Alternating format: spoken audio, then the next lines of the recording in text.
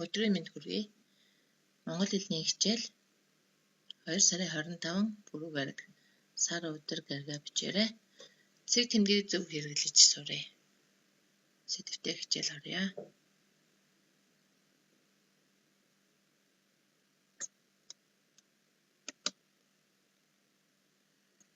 Үүнийг анхааралтай сонсоорой хүүхдүүдээ.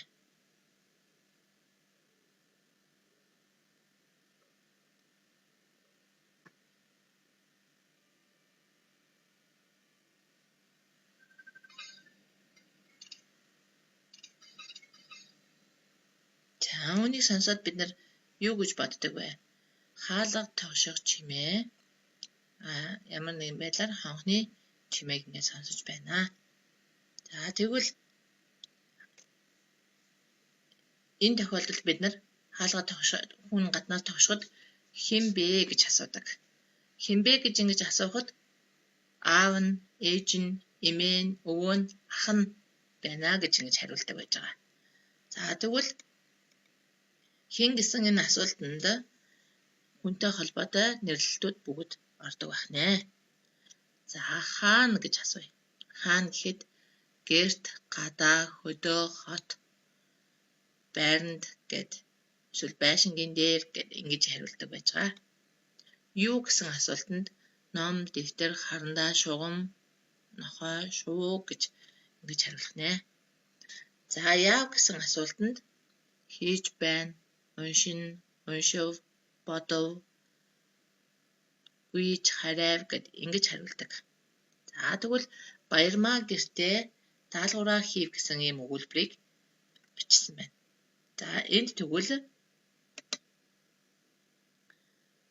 баярмаа гэсэн энэ үг маань хэн гэсэн энэ үгтэй асуулттай холбогдоод хаана гэсэн энэ асуултанд гэртээ, юу гэсэн асуултанд даалгавар, яав гэсэн асуултанд хийв гэдэг энэ үгнүүд хариулагдаж бичигдсэн байж. Дүү цэцэрлэгтээ зураг зурв гэсэн энэ өгүүлбэр байна. Тэгвэл энэ дүү цэцэрлэгтээ зураг зурв гэсэн энэ. Дараагийн асуулт хэн, хизээ, юуг, яав. Тэгвэл энэ тохиолдлыг миний хүүхдэд харахад үг болгон асуултанд хариулагдаж байна. Бид хавар, цэцэг, тарив гэсэн ийм үг.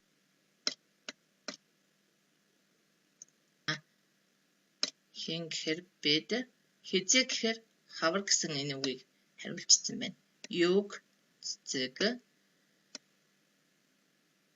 яав, тарив. Энэ тохиолдолд энэ хавар гэдэг үг маань хэлбэл цаг хугацаа заасан байж байна. Бид нар хизээ гэж асуухад өчигдөр, өнөөдөр, маргааш, 3 цагт, ноднон, урьдчилан гэсэн энэ үгнүүдийг хариулж ярилцдаг байж байгаа. Цогт баяр 10 цагт загас хооллоо гэж байна. Тэгвэл энэ түрүүний хизээ гэсэн асуултанд хариулагдаж 12 цаг гэсэн энэ үгийг бичжээ. Энэ зургийг анхааралтай ажиглаарай. Хүүг болд гэж нэрлэе. Болд хүү гартаа юу барьсан байна вэ? Уурга, шилбүр хоёрын нэгийг барьсан байна. Тэгвэл энэ хүү гартаа шилбүр бариад зогсож байгааг харж байна тийм ээ. Юунд явж вэ гэдгийг нь одоо харъя. Эхийг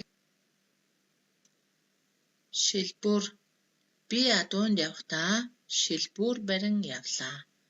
Замд айлын хүүхдүүд таарлдаад болдоо хурганд явж байна уу гэв. Үгүй адуунд явж байна. Худлаа чи хурганд явж байна шүү дээ. Яагаад? Тэгвэл болд хурганд явсан уу, адуунд явсан уу? Шилбүр барьж байгаа учраас энэ хүү хурганд явсан байх нь. Үүнийг түрүүд өглөө хичээл дээр багш нь цээжээр бичүүлсэн байж байгаа. Үүнийг миний хүүхдүүд аав ээжээрээ хэлүүлээд цээжээр бичээд цээжээр бичсэн дээр ямар нэгэн алдаа гарах юм бол түүнийг засаад тэгээд гэрийн даалгаварт хийгээд явуулаарай. Үүн дээр багш нь жишээ өгнүүд дээр тайлбар хэлсэн байж байгаа. Жишээлбэл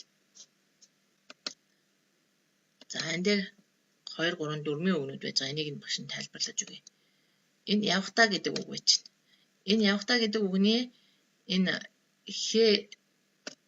хэгийн өмнө балархаа их шиг А байж байна. Үүнийг зарим хүмүүс гээж үчихэд байдаг. Тэгэхээр үүнийг гээхгүй бичиж явах хэрэгтэй байна. За энэ барин гэдэг үг байж байна. Барин, шилбүр барин гэдэг холбоо үг тийм ээ. За тэгвэл энэ барин гэдэг үг маань зөөлрсөн ихшид гэвүүлэгчээр төгсөн үгэн дээр ихшид гэвүүлэгчээр ихсэн залгуур залхахад зөөлний тэмдэг И болно гэдэг дүрэн байж байна. За энэ хурганд гэдэг үгийг багш нь онцолж байна.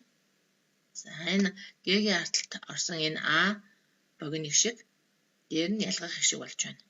Өөрөөр хэлбэл хэлнийгээ хоолойнгийн хоёрыг ялгсан юм үг байх нэ. За үгийн адуунд явж байна гэдэг.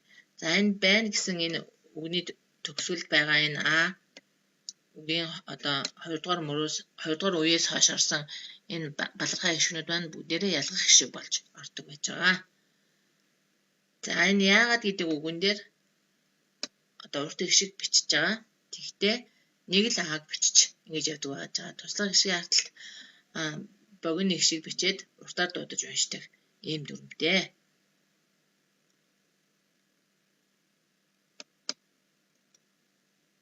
За үүнийг цээжээр бичсэн.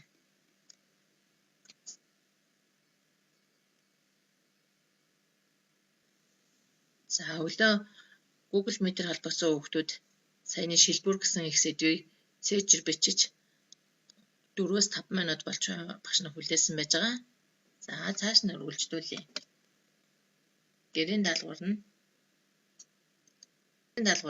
алдсан байвал алдаагаа зарч зөв болгож хүчээрээ хин хизээ юуг яав гэсэн энэ асуултад хариулан 2 өгүүлбэр зохиож бичээрэй гэсэн юм даалгавар өгсөн.